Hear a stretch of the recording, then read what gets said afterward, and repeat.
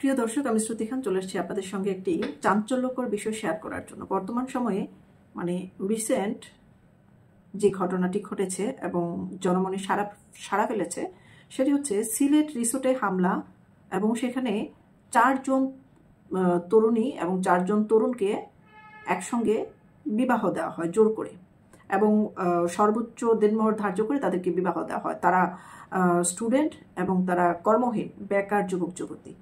তারা রিসোর্টে গিয়েছিলেন একান্ত সময় কাটানোর জন্য এবং তারা প্রাপ্তবয়স্ক।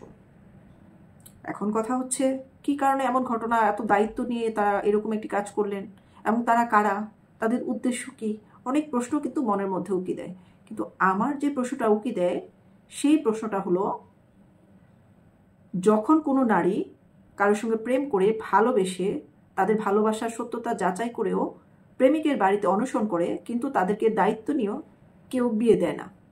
এমনও দেখা গেছে সেই প্রেমিকের বাড়িতে অনশন করতে করতে তরুণীর মৃত্যু হয়েছে এবং তার সেই তরুণীর নামেই আজে বাজে কথা বলে তাকে কলঙ্কিত করেছে।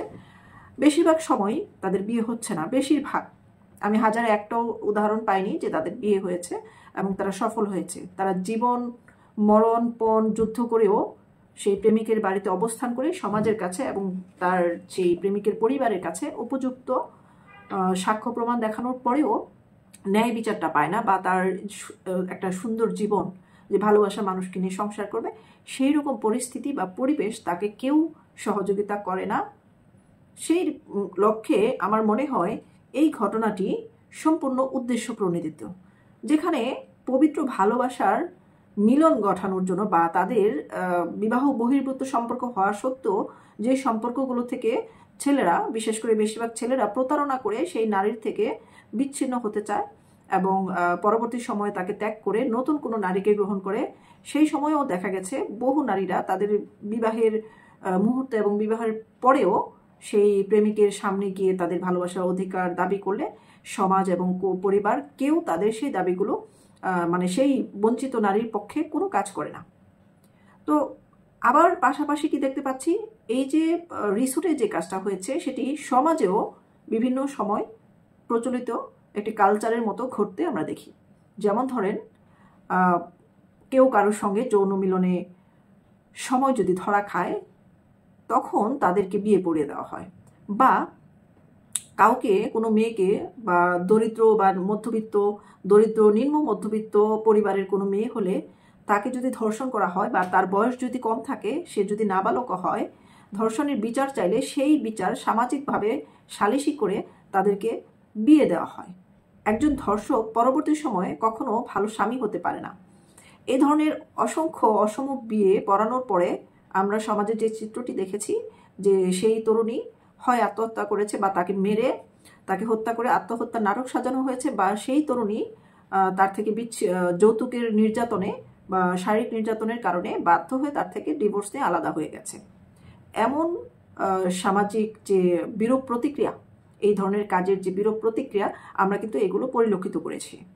তারপরে দেখেন, কোনো শিশু, মেয়ে বা ছেলে শিশু যদি কোনো ধর্ষণের শিকার হয় বা বলাৎকারের শিকার হয় বা হত্যার শিকার হয়, পরবর্তী সময় দেখা গেছে তাদেরকে বস্তাবন্দি করে বা নদীতে বা ড্রেনে বা সেভ, যেটাকে বলা হয় যে সেফ ট্যাঙ্কিতে, যে মানুষের যে ময়লা পয় নিষ্কাশনের যে ট্যাঙ্কি, এসব ট্যাঙ্কিতে তাদের লাশ পাওয়া যায়। কিন্তু তাদের কজনের বিচার হয়? বেশিরভাগ সময়ে বিচারের ফাঁকফোকর দিয়ে বা আইনের ফাঁকফোকর দিয়ে তারা কিন্তু পার পেয়ে যায় এবং তাদের বিরুদ্ধে সেরকমভাবে সমাজের যে সচেতন মহল আছে 2-4 জন ছাড়া বাকি অন্যরা কিন্তু আওয়াজ তোলে না। এবং ধর্ষণকে বর্তমান সময়ে এবং পূর্ববর্তী সময়েও আমরা দেখেছি সমাজের একাংশ জনগোষ্ঠী একটা স্বাভাবিক প্রক্রিয়া মনে করে। কিন্তু পাশাপাশি আবার দেখা গেছে ভালোবেসে দুটি মানুষ যদি একসঙ্গে কথাও বলে কারোর সামনে বা গোপনে বা প্রকাশ্যে, সেটাকে ব্যভিচার বলে গণ্য করা হয়। কেউ যদি ভালোবেসে চুম্বন করে সেটাকে ব্যভিচার বলে, জেনা বলে চালানো হয়। অথচ ভালোবাসা হচ্ছে পবিত্রতার প্রতীক, সেটা যতক্ষণ ভালোবাসার মধ্যে থাকে। পরবর্তী সময়ে যদি ভালোবাসার সম্পর্ক বিচ্ছিন্ন হয় বা ব্রেকআপ হয় বা যে কেউ ছলনার আশ্রয় নেয় বা ভাগ্যের নির্মম পরিহাসে তারা আলাদা হয়ে যায়, সেই সময় এই বিষয়গুলো নিয়ে, ভালোবাসার যে পবিত্র সম্পর্ক সেগুলো নিয়ে একটা সময় কারো কারো মধ্যে বিতর্ক সৃষ্টি হয় বা হয় না। অনেক সময় বেশি কিছু মানুষ যাদের ভিতর থেকে সত্যিকার উপলব্ধি হয় তারা কিন্তু বিষয়টা চেপে যায় এবং নিজের ভালোবাসা মানুষকে কারো কাছে ছোট করতে চায় না। আবার দেখেন, শিশু বালক যারা, তারা যদি কোনো পুরুষের হাতে সমাজে বলাৎকারের শিকার হয়, সংঘবদ্ধ বলাৎকারের শিকার হয়েছে, এমন অসংখ্য ঘটনা সমাজে ঘটেছে, সেই জিনিসটা পুরুষ শাসিত সমাজ বেশিরভাগ সময় চেপে যায় বা প্রকাশ করে না, গোপনীয়তা রক্ষা করে। সেখানে একটা হাদিস উপস্থাপন করা হয় যে একজন মুসলিমের গোপনীয়তা রক্ষা করলে তার নিজের অসংখ্য গোপনীয় যে পাপ আছে সেগুলো গোপন রেখে দিবে আল্লাহ তাআলা। অথচ এমন জঘন্য পাপাচার করার পরেও আল্লাহ তাদেরকে সাপোর্ট করবেন, এই ধরনের বিশ্বাসও তারা করেন। এরপর দেখেন, প্রতিনিয়ত আজকেও একটি ঘটনা ঘটেছে, লাশ পাওয়া গেছে যমুনাতে। একজন মাদ্রাসার ছাত্র লাশ ভেসে উঠেছে যমুনা নদীতে। তো মাদ্রাসা ছাত্রদের লাশ পাওয়া এটা অস্বাভাবিক কিছু না, এটা বাংলাদেশের এখন একটা কালচার হয়ে গেছে। মাদ্রাসা থেকে যদি কোনো ছেলে পালিয়ে যায় তাকে আবার জোরপূর্বক সেখানে দিয়ে আসা হয়, বা যদি সেখানে পড়তে না চায় তাকে হাত পা বেঁধে পশুর মতো, কুরবানির পশুর মতো তাকে সে মাদ্রাসাতে দিয়ে আসা হয়। তারা মনে করে এখান থেকে যদি মারাও যায় তারা বেহেশতে যাবে এবং বাবা মা বিনা হিসেবে বেহেশত পাবে, তারা সেটাকে বেহেশতের চাবিকাঠি মনে করে। সেই জায়গায় কিন্তু আমাদের সবচেয়ে বেশি সচেতন হওয়ার কথা ছিল, আমরা সেখানেও সচেতন হচ্ছি না। আমরা বিভিন্ন বাবা মা নিজ স্বার্থে বা নিজের বোঝা কমানোর জন্য বা নিজের কন্যা সন্তানকে পরিবারের বোঝা মনে করে, সমাজের বোঝা মনে করে বাল্য বিবাহ দিয়ে থাকি। তার চেয়ে অনেক অধিক বয়সের পুরুষের সাথে বিয়ে দেওয়া হয়। সেই বিয়েটাও কিন্তু এক প্রকার ধর্ষণ, বিবাহের নামে ধর্ষণ হয়। তো সেই ধর্ষণটাও কিন্তু বাবা মা সমাজের ভয়ে মেনে নিচ্ছে যে সমাজে আমার মেয়েটা যখন প্রাপ্তবয়স্ক হবে, সমাজ আমার মেয়েটাকে অন্য চোখে দেখবে, খারাপ চোখে দেখবে, তার সাথে খারাপ আচরণ করতে চাইবে। তার আগেই সমাজের ভয়ে তারা বোঝামুক্ত হয়, মেয়েকে বোঝা মনে করে। সেই কাজগুলোও কিন্তু সবচেয়ে নিকৃষ্ট কাজ। সেখানেও কিন্তু আমরা এই ধরনের উদ্যোগ গ্রহণ করতে দেখি না যে এই জায়গায় আমাদের সচেতন হওয়া দরকার, এই জিনিসগুলো আমাদের করা উচিত না, এরকম কোনো ব্যক্তিদেরকে আমরা আগে আসতে দেখি না। এবং যদি 2-4 জন সচেতন ব্যক্তি আগে আসে, তাদেরকে কিন্তু সেই বাকি যে এগিয়ে না আসা, পিছিয়ে পড়া মানুষগুলো তারা কিন্তু বাধাগ্রস্ত করে। দেখেন, সিলেটের রিসোর্টের হামলার কারণটা আমি এবার বলি। সেটা হচ্ছে, মূল কারণ হচ্ছে সেখানে চাঁদাবাজি করতে গিয়েছিল রিসোর্টে। যখন রিসোর্টে চাঁদা আদায় করতে তারা ব্যর্থ হয়, তখন তারা প্রতিটা রুমে রুমে হামলা চালায় যে এখানে কারা উঠেছে, কে উঠেছে। আপনারা দেখবেন সমস্ত বাংলাদেশের রিসোর্টগুলো কিন্তু এভাবেই চলছে।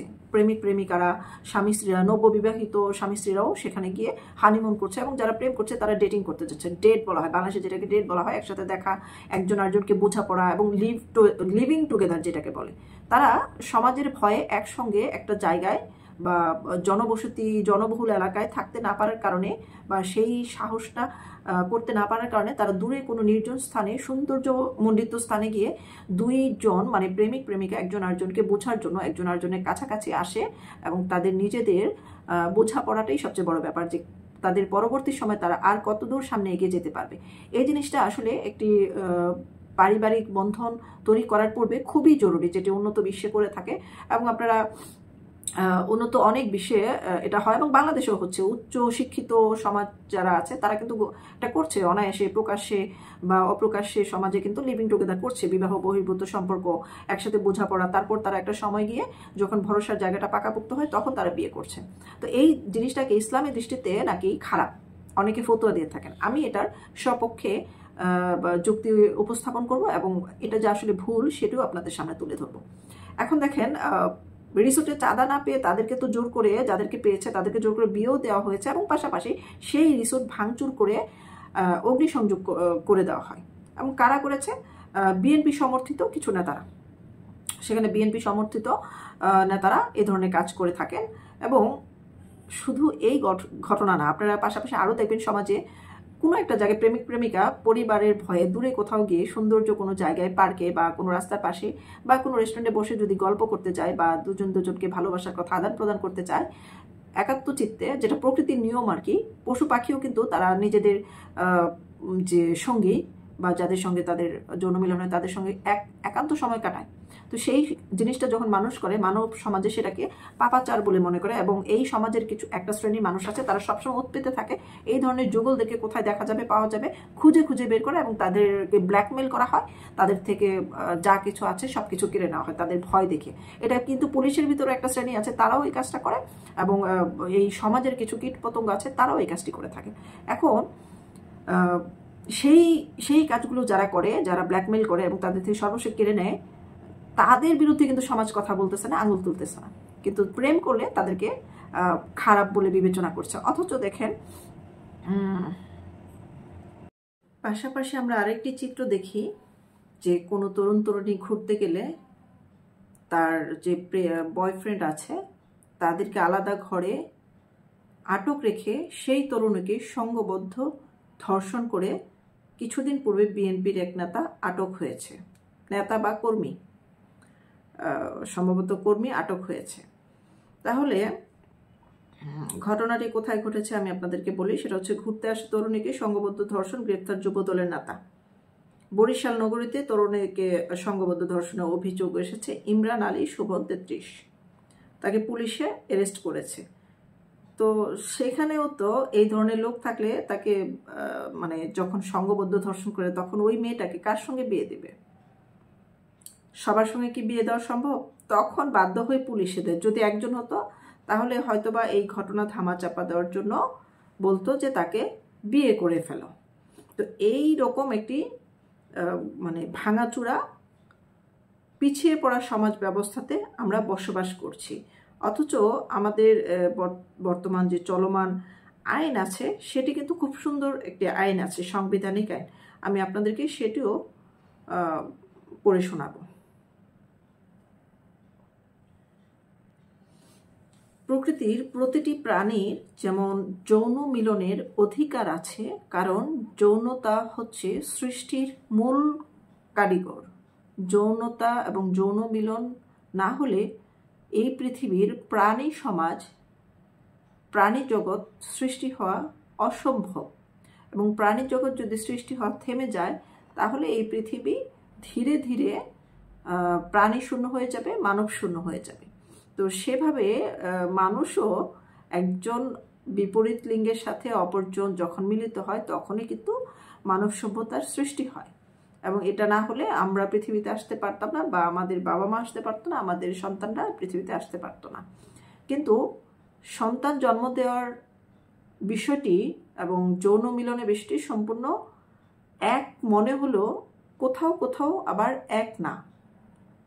প্রাকৃতিকভাবেই প্রতিটি প্রাণীর যৌন মিলনের আকাঙ্ক্ষা থাকে এবং তাদের যৌনতার অধিকারও থাকে। সেই অধিকার প্রেক্ষিতে প্রচলিত বাংলাদেশের আইনে কি অধিকার আছে চলুন জেনে নিই। প্রচলিত আইনে একজন নারী যে কারো সাথে যে কোনো ধরনের যৌন সম্পর্ক স্থাপন করতে পারে। নারীর এই যৌনতায় আইনে কোথাও বাধা নেই। নারীকে দণ্ড দেওয়ার কোনো বিধান বাংলাদেশের আইনে নেই। আবার পুরুষ ক্ষেত্র যৌন সম্পর্ক স্থাপনে আইনগত কোনো বাধা নেই।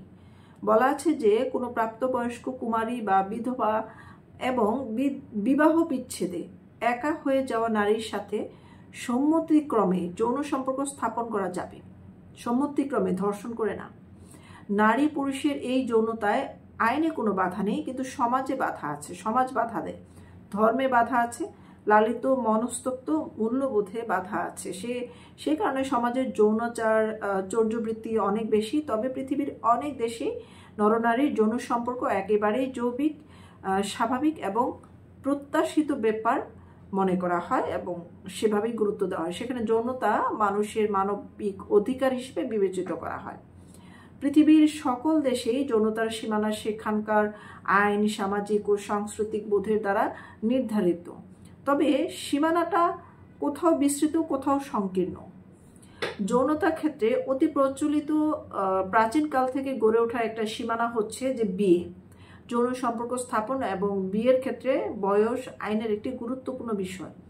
মেয়ের বয়স 18 আর ছেলের বয়স 21। আবার নারীর বয়স শিশু নির্যাতন দমন আইনে ধর্ষণের সংজ্ঞায় 16 বছর বয়স যে কোনো মেয়ে বিবাহর জন্য বিবেচযোগ্য একটি বয়স। পাশাপাশি 16 বা 18 বছর বয়সের নারীদের সাথে বিবাহ বন্ধনে আবদ্ধ হয়ে যৌন মিলনকে এ আইন স্বীকৃতি প্রদান করেছে।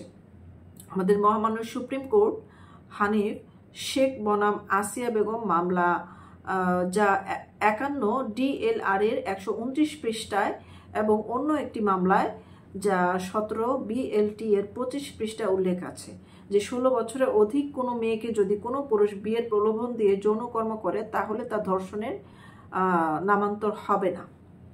কোনো পুরুষ যদি 14 বছর কিংবা 14-র অধিক বয়সের কোনো নারীর সাথে পারস্পরিক সম্মতিতে যৌন সম্পর্ক স্থাপন করে তবে তাকে দণ্ডবিধি অনুযায়ী ধর্ষণের দায়ে অভিযুক্ত করা হবে। আবার বলি বিষয়টা, 14 বছর কোনো পুরুষ যদি 14 বছর কিংবা 14-র অধিক বয়সের কোনো নারীর সাথে মানে 16-র নিচে যৌন সম্পর্ক স্থাপন করে তবে তাকে দণ্ডবিধি অনুযায়ী ধর্ষণ বলে গণ্য করা হবে। তাহলে ধর্ষণের দায়ে অভিযুক্ত হতে পারে এবং 14 বছরের কম বয়সী কোনো নারী যৌন সম্পর্ক স্থাপনের অনুমতি দিতে পারে না। দণ্ডবিধি দ্বারা 337 অনুযায়ী স্ত্রী ব্যতীত 14 বছরের কম বয়স্ক কোনো নারীর সাথে তার সম্মতিক্রমে যৌন সম্পর্ক করলে তা হবে ধর্ষণ। তেমন মানে বাল্যবিবাহ একটি ধর্ষণ। যদি তার জোর করে তাকে বিয়ে দেওয়া হয় বা তার চেয়ে বেশি বয়সের সাথে বাল্যবিবাহ দেওয়া মানেই তাকে ধর্ষণের আওতায় ফেলানো। তো যাই হোক, আপনারা এটুকু অন্তত মানে স্থির হতে পারেন যে একজন পরিণত কিশোর যদি একসঙ্গে সম্মতিক্রমে যৌন মিলন করে সেটা কোনো প্রকার বেআইনি কাজ বলে গণ্য হবে না। তবে সমাজ যেটাকে বাধা দেয়, যে ভয়টা পায়, সেটি আপনাদের সঙ্গে উল্লেখ করবো। সেটা হচ্ছে সেই মিলনের ফলে তাদের মধ্যে যদি অযাচিত কোনো সন্তানের জন্ম হয় এবং সেটি পরিবারের কাছে গোপন রাখে, ভয় পায়, তখন পরিবার মেনে নেবে না এমন মনে করে বা ভয় পায় বা সমাজ জানলে লজ্জা, সেই সমাজের ভয়েই কিন্তু আমরা অনেক সময় দেখি ডাস্টবিনে মৃত বাচ্চার লাশ পড়ে থাকে বা জীবিত বাচ্চার লাশ সেফ ট্যাঙ্কিতে পড়ে থাকে, বিভিন্ন জায়গায় পড়ে থাকে, যেটা আমরা আসলে সেই সব কারণকে উল্লেখ করেই কিন্তু সমাজ চিন্তা করে যে অবাধ যৌনাচার করা যাবে না। শুধুমাত্র একটি সম্পর্ক যখন দায়িত্ব নেওয়া হবে তখনই তার সন্তান গ্রহণ করা বা হলে সেটার একটা পরিচয় পাবে এবং দায়িত্ব নেওয়ার মতো একটা গার্জিয়ান পাবে। এই বিষয়টাকেই কিন্তু সমস্যা সবচেয়ে বেশি মনে করে সমাজ এবং ধর্মীয় দৃষ্টিতে। এখন কথা হচ্ছে, একটা সময় ডিএনএ টেস্ট করার কোনো মানে উপায় ছিল না, যার কারণে সন্তানের পিতাকে সেটা বের করতে পারতো না। এবং নারীরা স্বাবলম্বী হওয়ার যে বিষয়টা, এটার জায়গা অনেক পিছিয়ে ছিল এবং বর্তমানেও বেশ কিছু নারীরা পিছিয়ে আছে, যারা এই ধরনের সম্পর্কে এগিয়ে গেলে পরবর্তী সময় একটা সমস্যার সম্মুখীন হলে এই বিষয়ের আর কোনো সমাধান করতে পারে না। তো এই বিষয়গুলো যারা আসলে সমাধানের পথ খুঁজে বের করতে পারে বা সমাধানের উপায় করার মতো তার মানসিক সামর্থ্য আছে, তাদের আসলে এগিয়ে আসা উচিত যে হ্যাঁ, আমরা ভালোবাসবো, প্রেম করব, একসাথে মেলামেশা করব, বিয়ে করব, বা না করলেও আমাদের সন্তানের দায়িত্ব আমরা নিতে পারবো।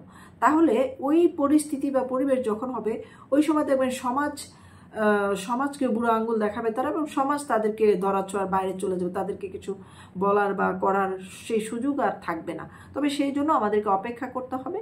আমাদের সমাজের নারীদেরকে আরও অনেক স্বাবলম্বী হতে হবে, শিক্ষিত হতে হবে, যেন তারা সিঙ্গেল মাদার হিসেবে নিজেকে প্রতিষ্ঠিত করতে পারে, তাদের প্রেম ভালোবাসাকে নিজেরা মর্যাদা দিতে পারে এবং প্রেম ভালোবাসাকে বিয়েতে পরিণত করার জন্য প্রেমিকের বাড়িতে যেয়ে ধর্মঘট করতে না হয়। কারণ নারীদের একটা আত্মসম্মান বোধ আছে, সামাজিক মর্যাদা আছে, সেই মর্যাদা রক্ষা করার দায়িত্ব যেদিন নারীরা বুঝবে, সেই দিনই নারীরা আসলে বিবাহ বহির্ভূত সম্পর্কে যদি তারা সাহস করে, আমার মনে হয় তখনই তাদের অধিকার নিশ্চিত করতে পারবে।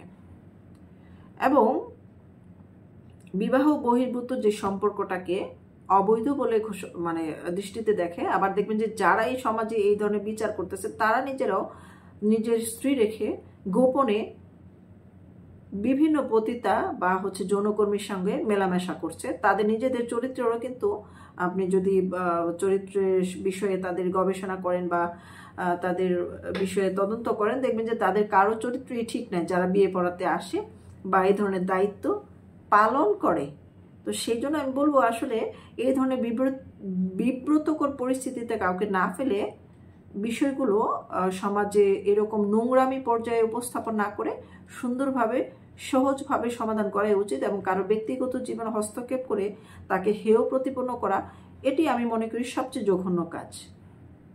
এবং বাংলাদেশে লিভ ইন টুগেদার করছে, কিন্তু লিভ ইন টুগেদার করার সময় আমাদের দেশে কোনো সেই ধরনের কোনো আইন প্রচলন নেই যে ওই সময় কোনো মানুষ যদি নির্যাতনের শিকার হয়, হত্যা গুমের শিকার হয়, বা সেই সময় সে কোন পরিচয়ে আইনি সহযোগিতা পাবে। যেই মুহূর্তে দেখে তাদের বিবাহের কোনো ডকুমেন্টস নাই, সেই সময় কিন্তু তাদের মামলাটা একেবারে হালকা হয়ে যায়। সেভাবে উপযুক্ত বিবাহের কোনো প্রমাণ না পেলে সেই মানে ভিকটিম বিচার পায় না সহজে। সেই জায়গায় আমি বলবো যে বাংলাদেশের সংবিধানে লিভিং টুগেদারের বিষয়ে আইন করা উচিত এবং উন্নত বিশ্বের সাথে তাল মিলে চলা উচিত। এবং পিতৃ পরিচয়ের জন্য মানে দুশ্চিন্তা করে কারো উপরে কোনো কিছু চাপিয়ে দেওয়া উচিত না, যেহেতু আমাদের এখন সেই সমস্যাটাও সমাধান হয়েছে বিজ্ঞানের কল্যাণে। ধন্যবাদ সবাইকে। আমার আলোচনা কেমন লাগলো আপনার মন্তব্য করে জানান।